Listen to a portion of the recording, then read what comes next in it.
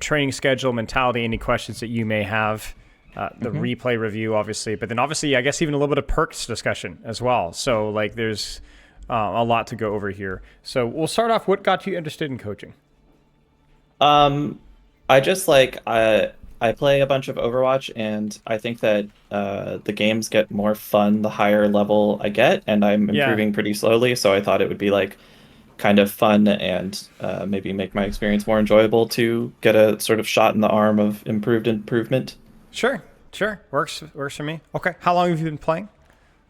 I started playing shortly after Overwatch 2 launch. I had played like a tiny bit of Overwatch 1 years and years ago, but basically when Overwatch 2 launched, I got back into it for real.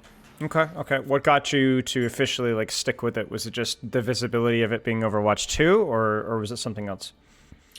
I don't know. It just like came back into my consciousness. I gave it another shot and it was more fun this time, so I stuck with it. Yeah, okay, sounds good. I'm looking at your play thing here. At the time of the forum, that might have changed, but it was Ana always a lot, and then a rotating cast of other supports. Currently, at the time of the forum, it was Mercy, and then occasionally a little DPS here and there. Is that still the case? Yep, pretty much. Okay, sounds good. Um, Rank wise, where are you at the moment? I was playing some games this morning, bouncing back and forth between Plat 5 and Gold 1. Okay, so a little bit of improvement over last time, which is nice. Hmm. Okay, and where has your rank spectrum kind of gone from the initial, I guess, application? Like you said, Overwatch 2, I assume you started taking it a little bit more seriously. Where are you at that point in time? Oh, when I started Overwatch 2, I was in Bronze 5 for like a while. So So, significant improvement, significant improvement. Okay, what did yeah. you improve on? I mean, I know it's been about 2.5 years, so it maybe even be hard to remember all of the things that you've improved on. But if you could nail down any spectrum of things, what would you say would make that list of things that I've learned, things that I've figured out, things that I've maybe not even quite sure if I've improved or not, but it feels like I have, and so on. It's really hard to say. I think sometimes about how interesting it would be to have some of my old games to watch, but I think that yeah, I think a lot of it is just like mostly probably the biggest single thing is just like not just dying for totally brain dead reasons, like actually Sure. paying attention to cover or like listening when, there's a Genji behind you kind of stuff. I think Yeah. that probably has the biggest single impact of anything. Sure. And then just like general awareness improvements. Like I don't think my mechanics are exceptional or anything like that, although they've definitely also improved. But I think Sure. probably just like the ability to not constantly die for no reason, just the Yeah, biggest yeah. single thing. So basically, stuff that just only gets better with time, right? Like it's Yeah. hard to like nail it down as like an understanding thing. I mean, you prioritized cover, but beyond that, I mean, the other stuff is just practice. General awareness, knowing where threats are, just takes practice. Okay, what does Yeah. your training approach look like right now? Because you've got an unusual one. Actually, I wouldn't say it's unusual. It's unusual for really trying to rank up, which is kind of like you primarily play one hero. You have a couple of support heroes in your back pocket when and where you need them, but you also kind of dabbling in DPS. What is that like now? And what's like the logic behind that? Is it more just fun focused? In other words, I like playing this way, so I don't care if there's a logic behind it, or is there a specific reason why you approach things this way? Yeah, so I'm not like I don't have ambitions to like be a pro or a top Yeah, of 500 player course. or anything like that. This is like really purely a leisure activity. I think so if it like I'll just play DPS if I'm like, I want to shoot at stuff, but I don't really feel like paying a lot of attention today, so I don't care what my DPS rank is, that kind of Right, of stuff. course, of course. Um, Okay, I like improving just because like I think it's more fun if you're getting better at stuff and like agreed. learning like the game becomes deeper as you get better and your teammates get better and like it's more fun to die to an opponent making a good play than to die to like yourself just doing something really Sure, stupid. sure, So sure. I value improvement for that reason, but I'm not like super narrowly focused on improving at all costs, I Yeah, so, guess. so so you're making choices about like what do you find fun. Most of all, you kind of use the DPS as this is not like going to be the most serious time ever, so I'll spend it more on DPS, and then maybe it's more about like what can I squeeze out of where I'm at mentally out right now. Yeah. And I think for you, is it's going to be like we talk about like your improvement rate, improvement level. For me, it's not just about that, but also like what's the ceiling with what you're going to get out. So we're Hmm. looking at the time of the form. You talked about like pretty decent hourage per day, 2 to 3 hours. Maybe that's changed, but like you're getting a decent play time, right? Now, in terms of how much of that percentage is just one tricking Ana, I don't know. You tell me. Is that like 60%, 70, 80, 50? I would say probably 70 or more. I usually Okay. will play like a couple I know you're gonna not like this, but I usually warm up by playing a quick play game or two just to like get my hands moving, and I generally don't play Ana in those because I just like sort of I'm trying to focus more on clicking on stuff rather than Yeah, like actually yeah, having game sense, and I just sort of yeah. want to be in a slightly different headspace. That's fine But for other than me. that, I'll queue comp and I'll just pick Ana, and if the other support grabs her, then I'll usually play Mercy. Okay, yeah, fair enough. I mean, the reason why I gripe about those things is more so for awareness, less so for you have to do things that way. Like your expectations for yourself should be measured around what level of effort that you're putting in. But that doesn't mean that you're not allowed to do that. You know what I'm saying? If that's what you enjoy and that's what you want to do, then there's nothing wrong with that. So again, it's like if I look at the amount of time that you're playing in, 70% of the time I'm playing on a 2 to 3 hours a week. Maybe not the most optimized warm up ever. Maybe I'm playing DPS here and there, not one tricking a character or one tricking a role. But I look at like what you're putting in terms of quality of hours on a surface level, and I think like even high plat is possible, right? Low diamond. That might be more of your ceiling, but it's possible, right? So then we need to kind of evaluate, okay, so then what's not going correctly or what needs to continue to be sharpened up for us to get to that reasonable ceiling for you right now. Yeah. And I think we can kind of evaluate that. So if you were to do like a self-evaluation of how you're practicing, like if you were to coach yourself, not on things that you need to be changing completely, things that you enjoy doing that you should stop doing, but just things that you could be doing better with training schedule, training practice, like your mentality going into practice. Does anything come to mind?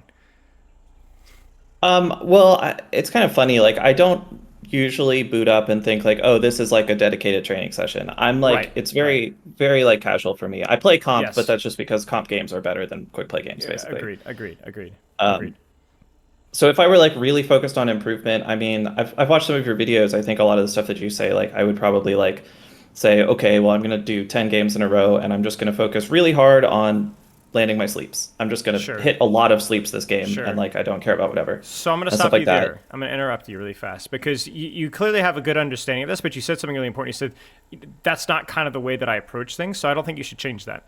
Yeah. So what are you doing right now? Like let's put it this way. What about your practice right now, or your gameplay, like you do for fun, right? But what part about the way that you approach things now doesn't really provide you fun and isn't really productive either? Is there anything?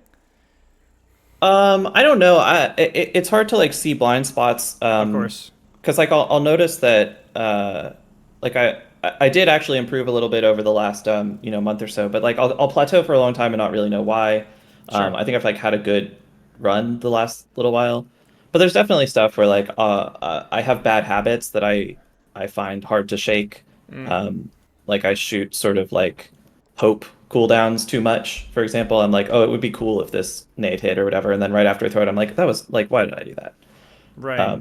So I guess like that kind of thing would be good to be more disciplined about. I don't know. Maybe this isn't. I'm not sure. I'm really answering quite the same question you asked. You are. I kind of like encouraging people to be a little bit more self-aware, right? Even if it's a trial and error process. Like I'm not expecting you to like immediately psychoanalyze yourself on the spot and just point out all your errors, right? But I guess my point is that like these are kind of the things like depending on the scale of seriousness that you are, it's probably worth a few minutes of your time every now and then to kind of think back and be like, how am I approaching things? Like, am I wasting my time? Like for example, you said I don't play Ana.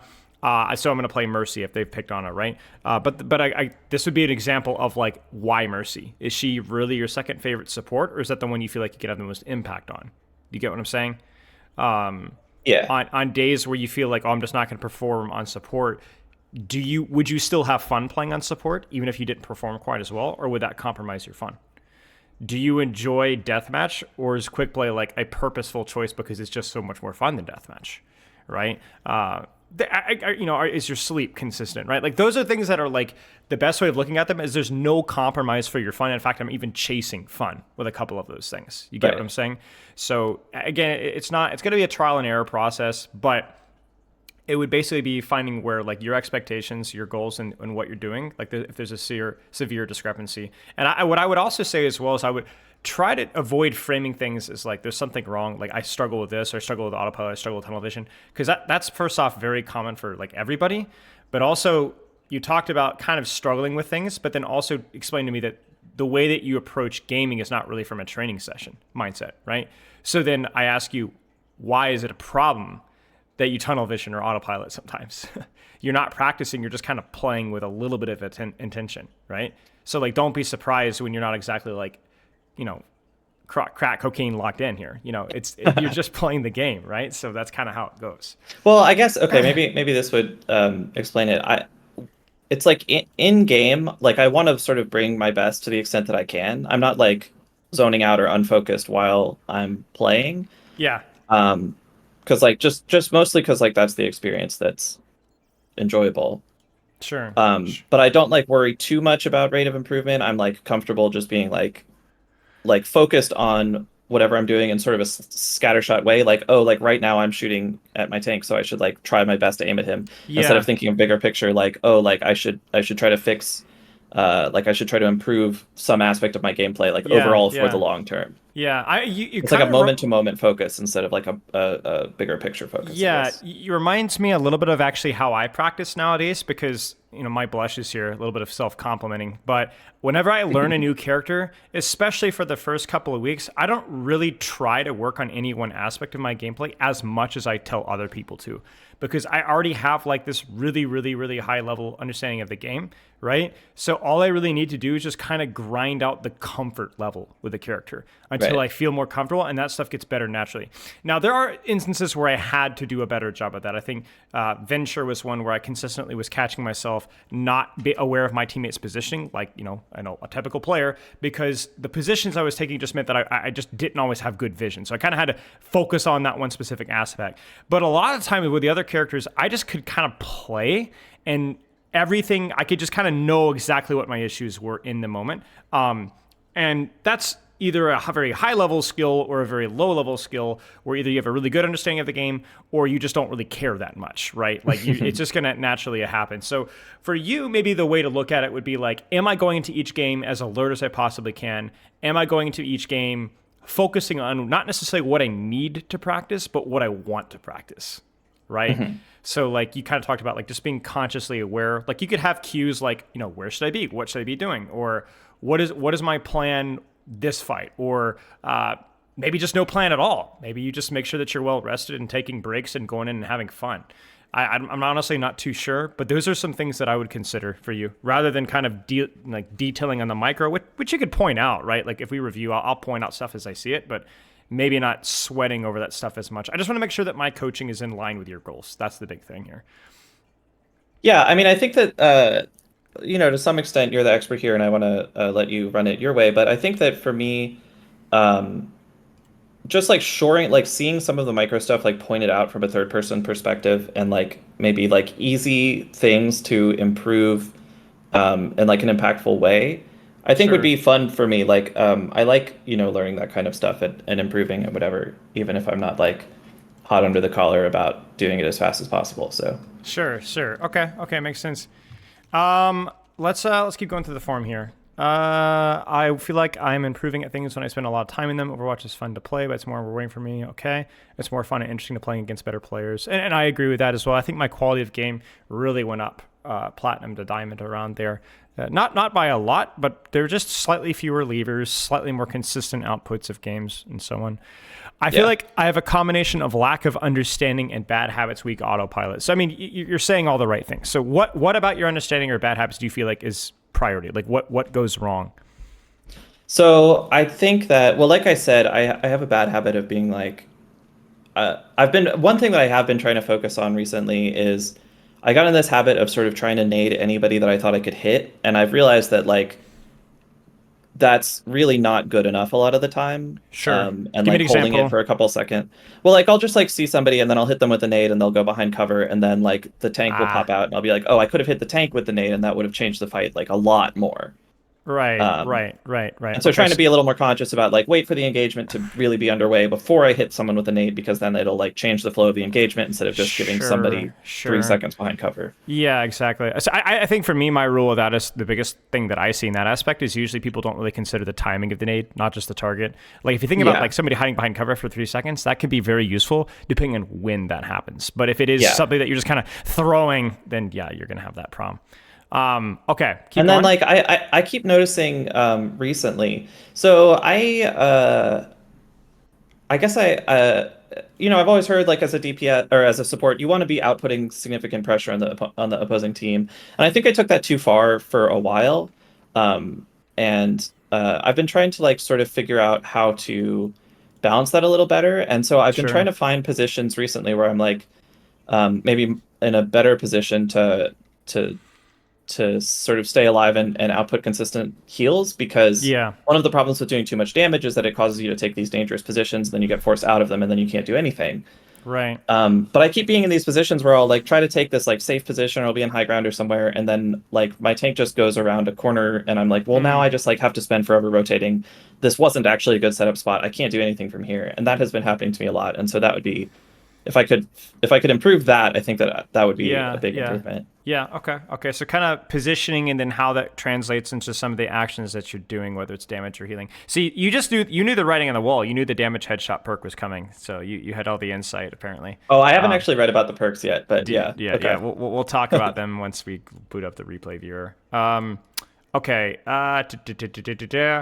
We talked about bad habits, weak autopilot. We can kind of address those, but ultimately having a weak autopilot, I think with the way that you're doing things is not really going to be something that we'll put a lot of focus on. Unless it's Okay. like physiological, like you're tired and stressed, then you should deal with that, right? Just a lot of reasons besides Overwatch, but ultimately your autopilot is kind of, if you want your autopilot to be better, then you need a better reason for ranking up, right? I think.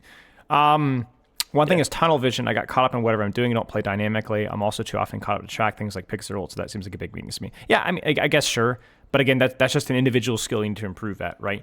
I especially if we're talking about like specific stuff. I think one of the things that people struggle with is framing how to improve on those things. So whether it's like tracking kill feed better, tracking ultimates better, awareness of threats, part of it is just playing some of those skills, as we mentioned earlier. But honestly, part of it's not. Part of it is also you have to really put the specific focus in on the specific things until it gets better. And so, Yeah. again, do you want to put the effort in? Is it going to be fun? Like, I guess we can cross that road. So here's what I'm going to suggest. I'm going to suggest we just perform a normal VOD review like normal. But what I'll do is I'll kind of go in with a question, does this sound appealing for you to practice? Yeah, okay. Does this tickle your intellect, or does this just bore you to tears? And we'll kind of lean into that. There's nothing wrong with that. You don't have to be a well-rounded player to be plat 3 or 2 or 1 or even diamond 5, right? So I think we just Yeah. cross that road when we get there. Okay. Let's I guess, are there any other questions here? Because I don't have anything else from your form. No, I think not. Okay, let's do this up. Drop the replay code when you like, and I'm gonna get this started here. Okay. I don't really know exactly what criteria to use for picking one. This Yeah, is a game where I wasn't under a ton of pressure, so you get to see me making decisions kind of how I want and sure, all the mistakes that come with that. sure. Um, I think so that's a fine one to look at. Yeah, I think if we were to like optimize it, just in case you ever do decide to get more coaching or even look at your own replays, I would say close game's good just because you don't feel overwhelmed, you don't feel frustrated, you don't feel bored, right? It's kind of like right in that flow state level where we're going to see mistakes that are consistent for you. And then crucially, I think having a game that's recent where you can remember some of your thought processes and some of the reasons why you made those yeah. decisions. And then I think the final criteria, and this is more contextual, but having a game where you like you were confused about what to do or weren't sure what you needed to do better, because that might be where some understanding gaps kick in, right? Like, Yeah, oh, this definitely has some of those positioning things where I'm like setting up Sure. and I'm like, okay, this is a good position for me, and then my Yeah. tank moves and I'm like, well, it's not a good position relative to anything else yeah, that's yeah. going on. So I think like one of the key things here, maybe for the understanding, is when you're playing with a dive tank, there is like this demand of like, if I have the perfect angle, I can pocket my Winston or Doomfist or Wrecking Ball or Diva, whatever they're doing. But the reality is that you have to fight the urge to think like that because they have the responsibility to manage your sightlines and not the other way around. And I know that sounds kind of crazy, but if you look at where we're fighting here, your team is fighting here. Like everywhere on our screen here is where we're fighting. You understand? Right. So if your tank decides to take an engagement outside of where your entire team is fighting, it is not your responsibility to go chase a scroll with him. Right. It is not your responsibility. Your job is to play within the majority of your team and to find the best angle within there. So what that Yeah. means is you might not be able to follow up with your tank, but you might be able to punish their tank or their Moira or their Ashe or their Tracer. That's really all. Like tankings don't necessarily mean that you have a lifeline to your support at all times. It just means that you're taking pressure off, which is allowing you to deal with the Tracer safely or the Ashe safely and so on. So I think like dive tanks shouldn't be held on the leash of I have to play within my support LOS. That's very compressing for the dive tank. It's not good for that dive tank. And the same thing should be applied to you. If you can see your tank, that's great, but it's not something you should pursue at the expense of everything else. Right. Okay, we're just gonna kind of zoom until stuff happens. I like this. Like this rotation from you is fine. And see, this is kind of what I'm talking about here. I don't mind you rotating forward to peek your tank if you'd like to. But if you have to rotate all the way up to here and you don't feel comfortable doing that and or it's going to cost you your life, there's really nothing wrong. Because if you think about what your tank is doing, he doesn't really need you right now. He's kind of zoned out the Ashe, and so then you're kind of free to do whatever you'd like here. You kind of get what I'm saying? So actually, the most important thing for you to do is not really your tank right now. It's more about popping a nade or popping the damage here, right? This is good. I mean, I saw the vision with a nade. It's kind of unfortunate, but it's fine. I like this angle from you here. By the way, if any questions come up, just let me know. We'll pause and we'll watch it. Yeah, this is so far so good. I mean, this is definitely where Ana's at her easiest, but you're doing all the right things so far. Looking for damage, looking for chip healing there, looking for a nade. It's good. That's her problem, not yours. And you hit the shots when it counts. And then from here, good nade. See, this is kind of like where you like look at this and you're like, oh my gosh, I'm failing, I'm failing, I'm failing. But really the only major failure here is I think maybe this rotation here, which kind of compressed your sightlines, right? Just like, for example, here you got a little bit uncomfortable when you really could have just sat here and been totally fine. There's I think what I was trying to do there was find an angle on that Sojourn, and it didn't work, and then I was out of position. So see, that's it right there. But the thing is I'm going to be honest with you here. Like, one of the best things that you can do for yourself, if we talk about simplifying your thought process, is not sweating the tiny details, especially if they don't happen infrequently. Like, if I look at this here, you needed to heal the Sojourn. Good job. You missed a couple shots there, but it's all right. And then as soon as the Sojourn's out of critical, you go back to supporting your monkey. You don't even have time to nade. And then as soon as you get an opportunity to nade, you do hit the nade. And then you hit shots, you fish with Sleep Dart, and then you rotate out. Like, this might sound weird, but I don't have any problems with your actions from a big picture standpoint here. Like, this is fine. This is like your Winston should not have died. Your Sojourn LOS'd you, it dropped off the wrong side, and then died anyway. And that's pretty much it. Like, you have to look at, like, the trends, right? The trend there was you looked for nade value as soon as you could. You didn't heal bot. You looked for damage, and you prioritize your sight lane. You play like that, you're going to win the majority of your games. And that kind of habit is something that will always be relevant for Ana. With perks, without perks, Grandmaster, Bronze, it doesn't matter. That was good. Oh, yeah, I rewatched this, and I take this angle, and this angle is, I think, not a good choice. No, it's just such a bad sightline, but I think here's what I do. I respect you trying to solve the problem, right? You're clearly not comfortable playing here. It doesn't feel like a very good angle, very good sightline, so you're trying to solve it and ends up putting you in a bad spot. That's okay. And honestly, I do end up getting up here, which I think is a little better. Yeah, I think this is a little better. This isn't a great spot for you, period, but like this entire area of the map, I mean, but this is probably the best solution for right now. Yeah, this is fine. I mean, let's just be honest. Like, there isn't going to be a great angle here, so it's okay. Just do the best that you can and look for an anti-nade around Rhine Shield when you get a chance.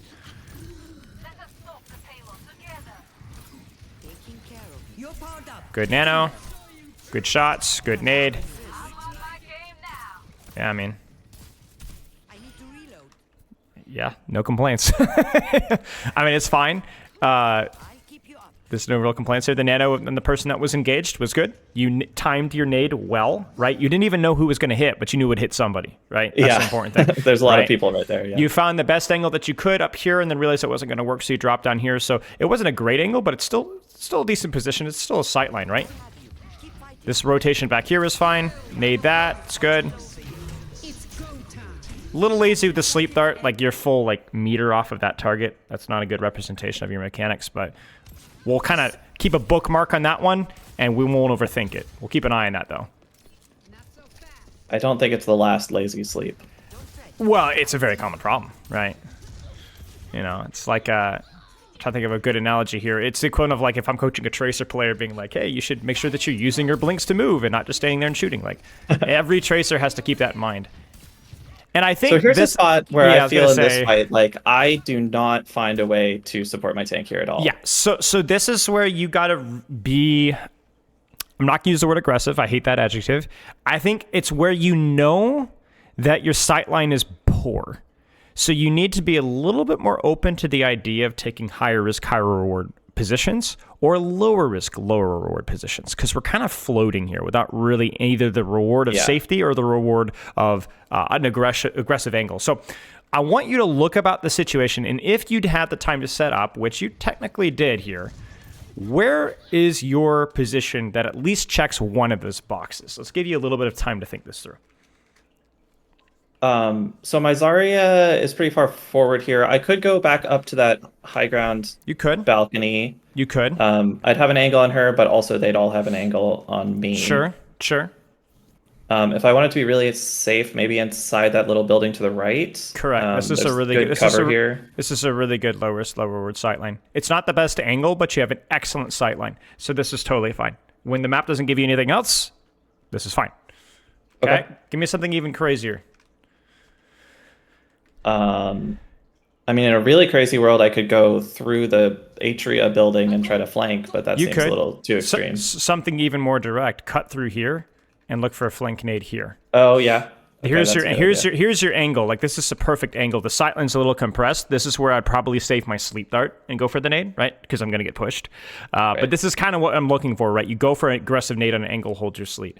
And this is only because this rotation might take too long and this rotation might be too safe. I think the optimal play here, if I said the absolute optimal play, would be probably this room right here. Yeah, probably this room right here. Low risk, low reward, but it's still a really nice sightline for damage and healing. It's probably your best bet. But I also wouldn't have been mad here. And if you'd had the time, I think this would have been okay too. Okay. So yeah, because we're kind of playing a little bit of like whack-a-mole here. Like, it's getting stressful, and ultimately, you don't really have a nano to bail you out to survive your Zarya and then nade again like last fight, right? So I think like your lack of input here, it might cost your Zarya her life. I think so. I think I go in trying to save.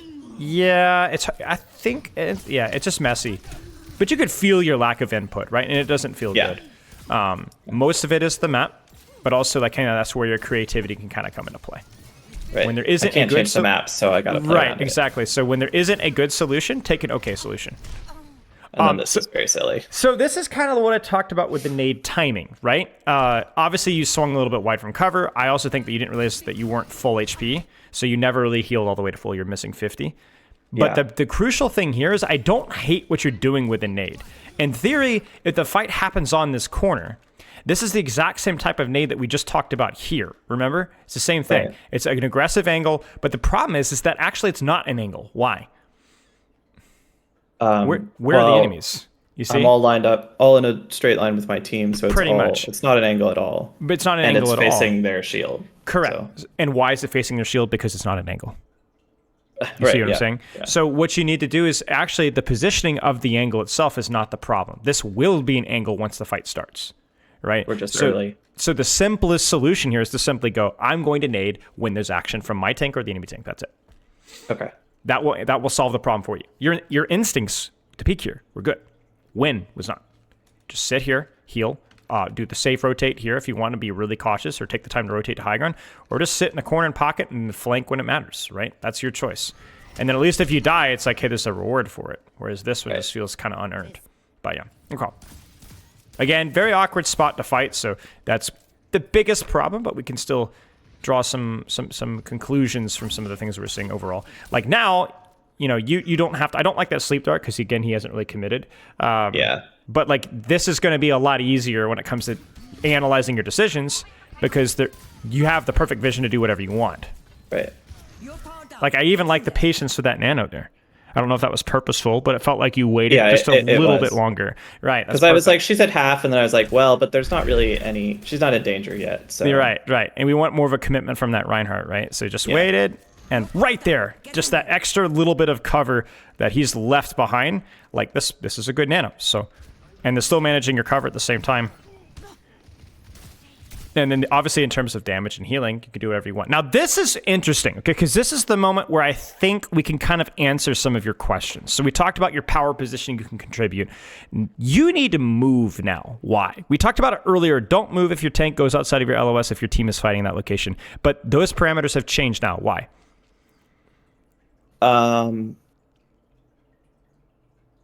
I guess I'm not really sure. I mean, everybody is over there. The whole That's it. fight That's is it. taking place over That's there. it. So do you notice that the Yeah. rule is don't move if you have value, if this is where the fight is happening? Like, for example, if this, I don't know, Ash, where we're fighting on cart with your Sojourn, you would focus on winning this fight here, right? I can contribute here.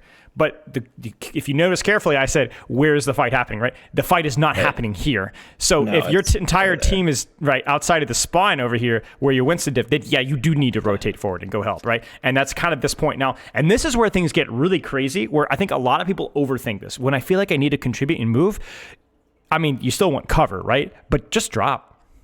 Just run in. Save Yeah. your sleep dart. Just go. Go right now. And you can kind of see this hesitation, right? Yeah. As And fights this get is like messy. fake contribution. I'm like, oh, I can shoot the Zen, and then I can like put off actually making a decision for a second. Exactly. So this is where the only move is to take a risk. You need to go in. Maybe you save your sleep. Maybe you save your nade. But your team is fighting here. You need to go help now. You still hold corner, of course. But Ana is very flexible with this. You talk about, Widowmaker and even Zenyatta to an extent. Like, they're a little bit more fragile up close.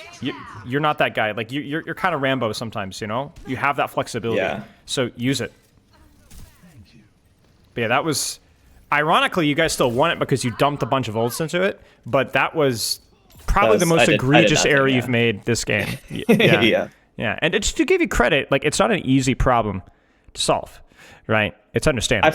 Because I find, so often I'll drop down off of high ground, and then everyone will move back, and I'll be like, well, wish I was still on high ground. So it's like sort of hard to sort of read the signs of like, this is one of the times where it's actually correct to do that. Yeah, exactly. It's just about finding the best possible solution. So if you drop to here and then they use an ultimate and you got to back up and you end up kind of hugging the wall here, that's okay. Or even just backing off to here, that's fine. Make the best of what you've done, but you can't be a turret.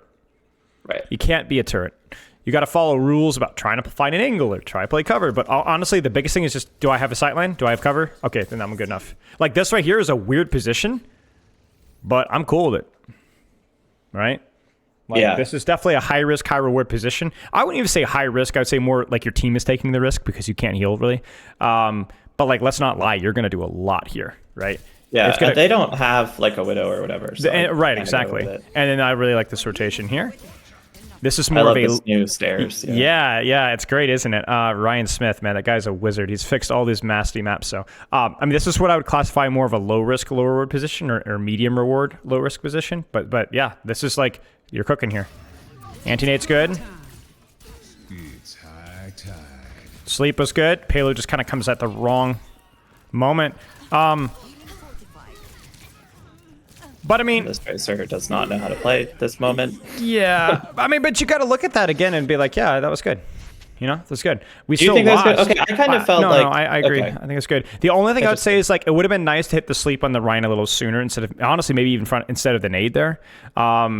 But that's such a tiny micro detail. Like I really don't want to get lost in the weeds. You're low plat. Okay. Right. That's like, interesting because I kind of thought that this fight was my fault because I like wasn't there for the start of it. I was rotating from that aggressive position, but that's interesting to hear that you thought that this was like you're here. You're here. Job. At best, you're missing a tiny bit of chip healing and Zarya, but you did slow the rotation and make it hairy. Yeah, I mean, to be honest, your Zen just got caught with his pants down. He was completely in the open. If your Zen doesn't die here, you win this fight easily. And beyond that, I don't really have any major problems, right? Like, you shot the right person. You obviously, the sleep dart is super unlucky, right? It would have hit. It hits the payload, right? And the biggest thing is, and this is something that maybe you can work on in your own understanding of the game, knowing when you should cut yourself slack and when you shouldn't. They had 2 ulti at 0. Yeah, that is one thing. I am so bad at ult tracking. I don't even like really try, but yeah. Yeah, you don't necessarily need to, but if you're like wondering like why would we lose this fight? It's 2-0. That's it. That does make a lot of sense. Okay. Now, 1 ult is certainly enough to compensate for a map control disadvantage. Like they could say the nano was to compensate for the high ground, but then they also high nooned, and that caused a lot of cooldowns and a lot of mess from you guys, right? So I don't know. Like I would look at this and be like maybe you could have healed your Genji a little bit faster there. But I don't think that's just you just missed a shot, Like that's pretty much all there is to it. You missed the shot. I think you missed 2 shots. So if your Genji lives, maybe this fight goes differently. But I don't look at that as like any major mechanical failure. 2 ults to 0, and that's pretty much all there is to it. Here's the real sauce. You know what the real sauce is? if you had dropped off the high ground the previous fight and actually rotated, We would have up your had another team, ult. You would have had an ultimate in the bank. I think it would have been your Yeah. trance, which guess who died first, right? So Yeah. that's why we look for patterns, right?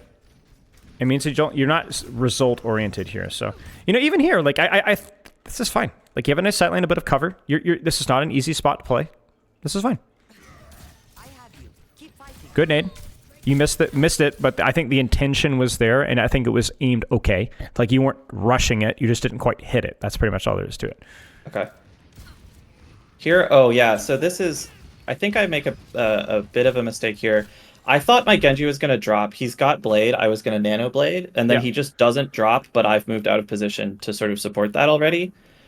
Not like super out of position, but I would like to be a little farther back here. And so sure. Well, you're still not really sure. Okay, so this is again like the checklist, right? Do I have cover? Do I have a sight line? Yes. Is it too close? Probably, but it could be worse. Could be worse. Like I look at this and I'm like, I prefer this position, but then also you describe to me in detail why you were closer, and the logic checks. So as long as you're checking the box, if I pushed forward for a good reason, like now I'm actually happy to see you push forward because it does mean that you occasionally pay attention to help people, right? Whereas before we didn't see that, right? So like you're still playing the rules of Ana. It's just in a slightly riskier position, but I'm okay with this. I mean, he's a little further back, but honestly, screw it. I don't care. He'll still get value out of it. I don't, I'm not like in voice comms or anything. I don't really trust my teammates to coordinate ults. So I will sometimes just be like, somebody has to go do something. I'm just going to nano them. That's fine. I would say pay more attention to the body language here. This is my main problem with what's happening here. It's not a bad ult. He's still close enough, but optimally, you would prefer him to be here or dropping if he had vision, or at least, like, let's say this entire thing just exploded and this was a different map entirely and he was up here. I 100% nano him from here. 100%. Okay. So yeah, I'm totally with you on that. Surely nothing will go wrong blowing Nanoblade and Grav. Yeah. So this is where, you could do, if you really want to talk about macro gameplay here, this is actually like a pretty smart thing to do, because this is where, even in plat, knowing the situation could be very helpful, because, you guys are kind of screwed. So buying 25% ult charge, 15's 20 seconds, right? It matters, right? It matters. So like playing a little bit more high risk, high reward, if you don't have any ults and they do, something to consider. I don't know if you did that on purpose, but just taking that angle? Yeah, just taking the angle. Oh, yeah. Well, I actually did end up getting a kill on Moira somehow, but yeah, I was just like, they're all respawning, so I can go poke them. It's not that that would be a bad idea if you did have ults, but you're definitely more open to it in those situations. Right. And this is kind of where I definitely think the rotation back to the silent here would have made a little bit more sense. Yeah, it's scary though, because now they're all looking at that line. Well, it's too late now. Right. It's too late now. It's one of those situations. I was just late to it. Okay. Right. You're late to it. Right. And honestly, like if this is the angle you want to hold, I don't think I use my sleep dart here either now. I think I'm going to sit on it. At least until Ryan pushes forward a little bit. But just again, because I know my position has some risk. But yeah, I mean, I don't know. This has been fine for the most part. I think we're probably going to want to look at another code here. Let me see. Yeah, we should have time for another code, depending on how this attack goes, because I think for the most part, we talked about like choosing a code where you weren't under a particular amount of stress, but I think you're under so little stress that maybe this isn't the best to look at. Well, let's see attack here. Could just nade that. I was honestly expecting you to have many more complaints about this. I wasn't trying to pick this as like an ego. No. It's totally fine. I mean, I'm not getting that impression.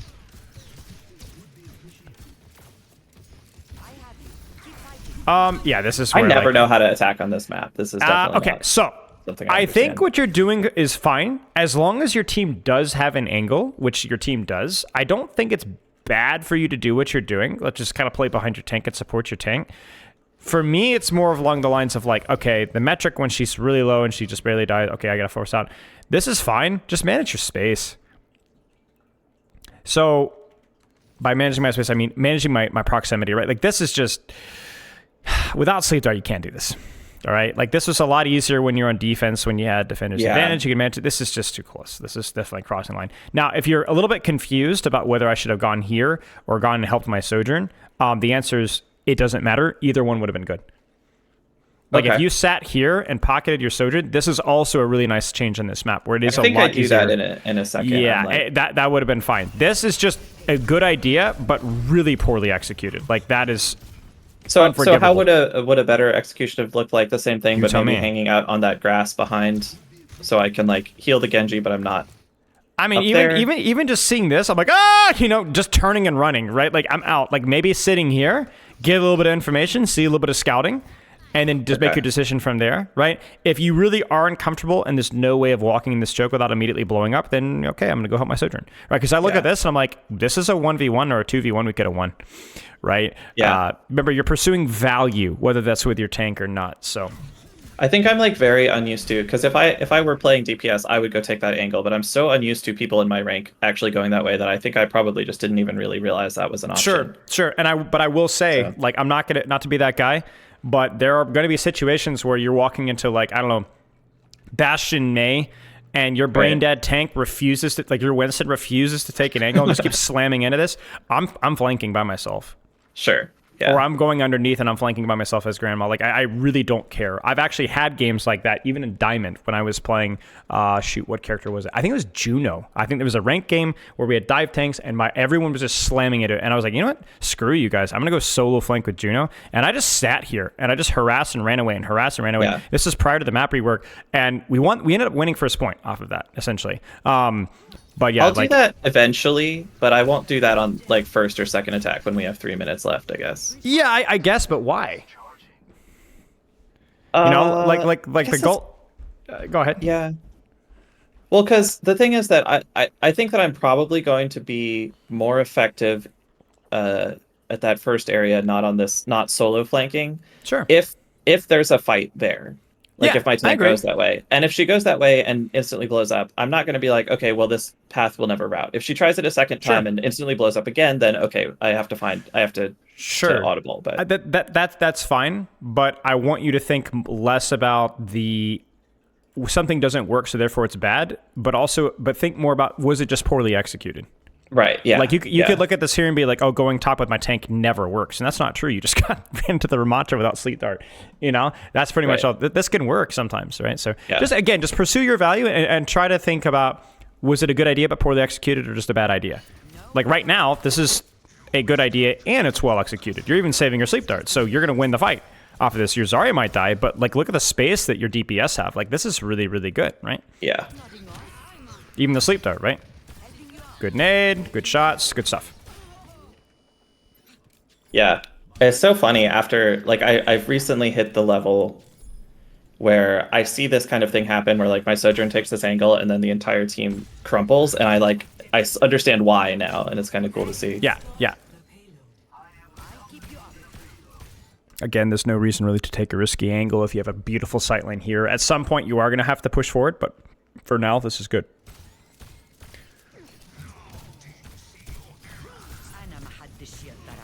This is where I think one detail I would say is it's like, I understand that you're under a lot of pressure right now, but let your guy stay crit just to get your nade out, right?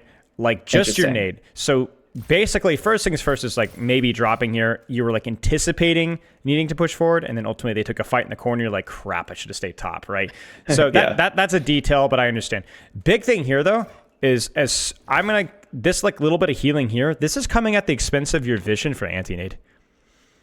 So okay, that's definitely true. And I guess well the way to get vision right now because of where the payload is sort of a wide peak. That's fine. Which is That's very fine. scary. You think that's worth it? Okay. But maybe what are you scared of, right? Like use your sense, right? What are you scared of, right? Like there are certain tier list of priorities. Like sometimes cover most important, sometimes nade's most important. But I wouldn't really think about it. Just in the moment. I should have been looking for a nade here. Like there's really no excuse for it, right? And so what this means is now the big problem with not landing an anti-nade when you have an opportunity to is it becomes a self-fulfilling prophecy of where I don't have time to nade because I have to heal. But why do you have to heal? Well, because this. Right? And because this, right? And because of this, right? Any of these anti-nades would have taken immense pressure off of your team. And so then now you are going to have to bail the ship out with a bucket of water because you didn't plug the hole, right? And like even now, like I literally would have let my Genji stay crit right now. Like just ignore him. He's fine to get that anti-nade, right? Like your immediate mid-fight response is to turn around. Rather than, okay, can I at least toss my nade out to help my tank win the tank trade and then focus on heal botting? Yeah. At least. Yeah, and this okay. is That's a not the pretty first big time that we've missed seen this. Then I'm kind of trying to decide if I should use my nano here, and I think the answer was yes, and I didn't, Yes, which I yes, think is also a yes, big problem. yes. So I can say it from a Genji standpoint. If you want to get really funny with it, it's not going to clip farm you any. But if you nano Zarya and Genji sees an opportunity to blade, the nano Zarya is almost as good as a nano blade in terms of setting up the actual blade in an ironic kind of twist. Oh, the grab, you mean? No, just the nano. Like if I nano my Zarya here, nobody's thinking about Genji blade. Oh, that's funny. Yeah. So ironically, you could get just as many big blades off of a nano tank or nano fill in the blank, right? Because everyone's focused on the nano target, forcing CDs, and then the blade's free. Yeah, like create maybe not the best clip farm, but it's also consistent. Like I look at the body language and positioning right here. This is nano Zarya territory, right? Like, or even before, right? Where all you really need to see is on your screen right now for a nano. Yeah. And I know your Genji's gonna be like, save nano for me. Just he's a moron. Like legitimately, just go. If you see the opportunity to win a fight, do it now. Do it now. Now, if he had blade, sure. I would nano him now, but he doesn't. So just I think actually. So what would you think about nanoing Sojourn right here? Sure. Yeah. Also sure. fine. Okay. Yeah. Also fine. Like she's in a position to quote unquote catch the engage and then also push forward. Yeah. That would be good too. And let's not forget perk-wise here. I don't know if did you see the on him self nano? I haven't looked at what the perks are yet. So here's the spoilers for you, okay? I hope I'm not spoiling anything for you. But you have two major perks. One of them gives you a 1.5 headshot multiplier, and I'm not joking. Oh, sick. Oh, that's so fun. That's like the old the quick play mode from a few seasons ago. Yeah. And the other one is that you get nano boost when you use nano on somebody else. And again, I'm not joking. Oh now, my god. I predict that these are going to be nerfed at some point in time. I've already given feedback on how to nerf them. That's like them. 120 damage anti-nade? Yeah. Well, yeah, I mean, if we're talking about 100, yeah, I mean, it's ridiculous. It's just insane. So basically, this is another situation when that can maybe make some adjustments about how and when you use nano, where you also go, not just is my target in position, but am I in position, right? And ironically here, this would be a situation where you might even walk forward and then nano boost your Zarya and then just get, Rambo with it. Not always appropriate to do that, but something to consider. Yeah. But this is one of those fights where whether it's nano boost or nade, what did I do wrong? Well, it's what you didn't do, right? I think I am usually pretty good about being proactive with nano, but I definitely missed the ball on that one. Yeah, I mean, this one you have an excuse. You're thinking nano blade, right? I get it. Maybe, hopefully. We'll give myself credit for it. I don't know if it's true or not. Yeah, I think for me it's more than 8. It's definitely more than 8 for me. Okay, yeah. Because that is something that we've seen a few times already. Like even here, once these guys are yellow, it's good enough for me. Like I'm thinking, okay, are we pushing? I'll at least look to see if my tank is committed and then go for the nade. So like, I'm going to kind of stop scoping for just a second. I mean, I understand now, again, it feels like you're clocked into Nanoblade, but it feels like it just takes your full attention, Like that is definitely something that you could possibly work on is whether you're thinking about Nano, whether you're thinking about a threat, nade kind of just goes away. Like it's not a factor at all. That's funny, yeah. I think I think this is because I was saying earlier, I think for a long time I was sort of throwing them randomly, and I've been like trying to be more conscientious about them. And I think that these are, at least this example, not the last one, but this example I think is me being like trying to get maximum value out of it, and probably just this was a situation where hitting anything would have been pretty good. To play devil's advocate to myself, you do have an excuse again here because there is something clearly taking up all the brain cells here, right? It's the nano boost again, but it is interesting to note that when you're not giving it your full attention, your nade, it really gets forgotten. Okay. It's used very, very ironically late, which really hurts your tank traits. Really hurts your tank traits a lot, and it kind of puts you in a negative spiral. Oh dear. When it rains, it pours, I guess. Other than everybody pops ult and we win. Poor ults, Nanoblade grab trans. Well, I love the setup. It's good. It's a really powerful setup. If you were going to go into a fight with 0 ults, this would be the setup that you'd want. It's go time. Wait, what did she sleep? Wait, I actually have to know. What did she sleep? I thought she was going to sleep you, but it went a little wide.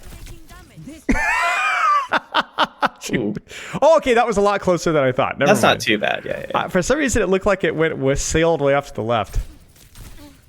Yeah, that was weird. That looks weird from this angle. Yeah, it does. Okay, It's fine. You're not going to likely need Sleep Dart for anything else, so if you fish, get an early sleep can kind of give you an advantage here. Nade is everything here. Like, right now, once you see that, man, I am chucking my nade at the first thing I see. Like, I'm going to bank it off the Moira. I'm going to throw it on cart. I think, honestly, well, right now I'm just having fun dueling the Ana, but I think, honestly, I was like, I'm just going to hit that Ram Shield and feel really dumb. Sure. But if you think just a little bit harder, you would have seen Moira behind, Ram Shield. I think this nade is fine. But again, somebody's dead already. I don't think that would have changed it, but it is a consistent theme here. All things considered, this isn't too bad. Like, you're going to get some trades. Your Zarya's going to die. Ooh, maybe you get... I might even die somehow. I don't know how that happens. Yeah, she did have a bubble. You could have even naded her there. But this is, like, really good for you guys. Like, they popped an ultimate. You're able to hold your space. You were able to get a trade as well. So, like, this is now already an even fight for you guys. Nade there is maybe a tad early. Yeah. But I'm not super stressed about it. TP's used, that's Omnic form, and then now you're helping your Sojourn up top. And then now you just go ahead. This, to me, from the enemy team's perspective, this wall looks crazy. And I'm sort of like, from my perspective, I'm like, if my team would just all stay on this side of the wall and wait for like 5 seconds, we could just go in and they wouldn't have wall. I don't, like, obviously I can't coordinate that, but yeah. I feel like we could just wait this out to our huge benefit. Let me give you the breakdown. Do what your gut says and stick with it. So whether that's standing here and healing and supporting what you can and then just giving up, or like full on Rambo, just putting your Adidas on and just running all the way on the flank and getting on the other side of the wall. I don't care what you do, but you need to commit to some form of value, whether that's with the Zarya or committing to the flank, and just live with it. Because, I mean, it's an ultimate. It's rough. I get it. There's not a good solution here. You just need to make a decision and stick with it. Like, you're kind of committing to a solution here, which honestly, I'm fine with. Like, your Sojourn is completely unsupported, but you also kept all your cooldowns, and now this game's over, right? Yeah. Like, you have full CDs, your tank shouldn't die, you get the nano off. I mean, that's over. So, I mean, I don't even know if they're gonna get a good another fight here. Let's see if there's anything else here. I don't think so. I think they trickle in and a couple people die. Yeah. Okay. We got a few more minutes here. Let's type up some notes. Let's type up some notes here, because if we have the time for it, I'd like to actually take a second to think about what you need to be doing. So, what are your main takeaways? Like, what have you seen so far that needs to be a priority? Okay, actually, let's start with the good things. Let's start with the good things. When you're locked in, when you're really focused, what things have looked reasonable? Strengths, we'll say. I think with the one exception, the ultimates were good. Okay. The one exception being the one that I was late to, not like a bad usage. What about your ultimates were good? Like, let's be really specific. I try to do ultimates sort of as early in a fight when it's definitely happening as possible, and I think I hit those timings reasonably well here. Like taking somebody who is participating in a fight and in a fight where they can't just like back off and get away from it, and sort of like having that turn into a lot of impact. Sometimes distracted by Nano Blade, but mostly solid. I agree. Yeah. Like, it definitely felt like you were attentive to when you should press Q. And honestly, I think we can chalk up a lot of your nades to that, right? Where Nano really was your main priority in this game, which is a bit ironic because you talked about yourself just kind of playing the game. But for whatever reason, this game, maybe it was the Genji, you actually were practicing nanos. Like, that was what you were working on. And honestly, when you didn't have nano, I think you were practicing positioning. I am always kind of practicing positioning, but yeah, sure, and there were a few times here where the positioning definitely needed more practice. But positioning when given brain space was also pretty deliberate as well. Easier map, but still. Those were, I think, your main strengths. I think was your positioning and your ultimate usage, at least in this particular game. And I don't think it's a coincidence that those are the things that you were working on in this game. So maybe it was just highlighted in this game, or maybe you just like practicing those things so you're naturally good at them. Regardless, what were some, not weaknesses, but things that need to be shored up if you were to commit to the push for Plat 1 or the push for Diamond 5? What would that need to look like? Well, you mentioned a couple times getting distracted by stuff and not throwing nades when I need to do that. Get that going in a fight. Stain, nano, and missing nade windows when fights start. Timing is still important, though. Yes, agreed. Number one thing I think for you to work on. What else? Maybe It's funny. the positioning. Yeah. Oh no, go ahead. Finish your thought.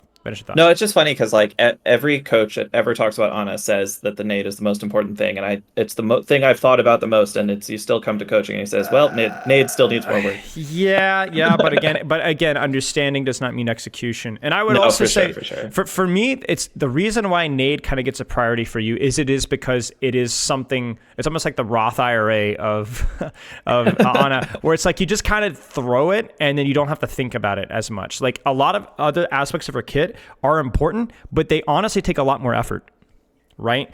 Whereas a nade, it's like you can basically have a halfway decent nade usage if you just enter a fight and nade who's available once the fight starts, and that's right. Honestly all the thought that you put into it, right? Whereas everything else is, it's not that it's important, it's just a lot harder to master, if that makes sense. Like I think like you dedicated a lot of brain power to rotations and positioning, and you did a really good job of it. But honestly, what you did with positioning is much harder discussion than nade, right? So yeah, okay. So work on that. Anything else? If we were to nitpick your positioning, when and where did it seem like it failed or could have been better? What aspect? So this might just be because this is how I've already thought about it. Maybe it's not specific to this game, but I think that what happens to me is I get to what I think will be a good position for the next fight, and then I'm wrong about where the fight happens, or something weird happens, and whatever. The fight is going on at an angle or a place that I wasn't predicting, and I don't react to that fast enough. Like that happened where I had that high ground, and then the fight was over on the low ground near the mega, and I just like sort of didn't contribute, because I didn't rotate until the fight was almost over. And then there was the other time on the long, like right after first point, the long thing, where I just sort of stayed way too safe and was healing nothing and didn't really take an angle until really deep into the fight. I emphasize the word team here. I think it goes without saying that this is demanded when your immediate positional choice doesn't contribute anymore, then that needs to be like a big red flag, right? But obviously if there's individual skirmishes happening where you can't help, but you can't help and here, then that's okay. But yeah, I agree. It felt like when your perfect plan of this is going to be a rotation, I saw this one, Grandmaster Ana do it, and it doesn't work out, well, GG's. And I think that's a lot more important in 5v5 too, because I think there's fights are a lot less static. They're a lot more dynamic in how they move around. And yeah, you don't have mobility, but it's still demanded that you actually rotate. Ironically, it's even more important to understand this with a character like Zenyatta, because you really do have to do silly things with him and be really creative, even though you have movement limitations. And it definitely applies to Ana as well. The good news is that if you have your cooldowns, if you have your cover, you might die, but it's going to be expensive. And that's really all you want. That was another thing which you mentioned kind of as an aside a couple times, was that I wasn't really playing around my sleep dart cooldown. You kept saying things like, this would be fine if you had cooldown or whatever. And I'm never thinking ahead to like, oh, I could not take this greedy sleep so that I can take a greedy angle instead and be protected. So that kind of sleep management would probably help. Sort of let me know how that increase looks. My options. How does that sentence look for you? The last one. Sure, makes sense. Yeah. It's basically like the angle itself is the value, so it kind of forces a response, and I end up using my nade and sleep dart defensively, but it ends up getting value because they're forced to come for me, essentially. Right. It's kind of like how if you were to like look at things from like an old school way, a Genji on a bad angle is going to have to dive the Ana, because the Ana, if uncontested, it's going to contribute more than the Genji. So you end up getting your value out of your cooldowns without even using your cooldowns. Now, I wouldn't overthink that one too much, but TLDRs, I take an aggro angle, probably should have something in my back pocket. Beyond that, I don't know how much more that we saw from that. I would take a careful look at your training schedule, structure, mentality, focus, and so on. If that becomes something that you want to become serious about, and ultimately it is a spectrum. It's not, I'm aiming for pro, I'm fully locked in, I do caffeine before it, or I'm literally playing quick play, swapping whatever. There's a spectrum, there's a level of seriousness that you can apply yourself to. What rules work for you? I think for you, when I would be considering what rules, quote unquote, I want to live by, those would be the rules that are not annoying for me to do. So for example, for me, I don't like warming up for a long time. I just get bored. So I just check the bare minimum of warm up before I play seriously, and that works for me. I also don't mind taking walk breaks between games. Like it works really well for me. It's 60 seconds. I don't really care. So that's something that I'm pretty consistent at checking off. The other one is sleep, right? Just because that's just my physical health, and Yeah. coaching quality is like sleep is a no, but that's not even related to game quality. It just happens accidentally, you know?